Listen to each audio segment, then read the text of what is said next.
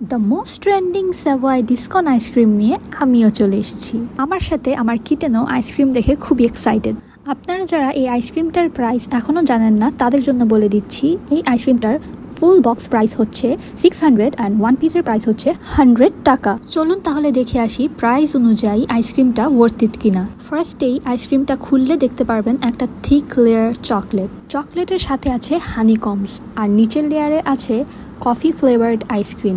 সব কিছু যখন আপনি একটা বাইট নেবেন একসাথে, ক্রিমি কফি ফ্লেভার্ড আইসক্রিম সাথে ক্রাঞ্চি হানিকমস অ্যান্ড চকলেট, সাথে কোন শেলটাও কিন্তু চকলেট ফ্লেভার, যেটা একসাথে খেতে খুবই মজা।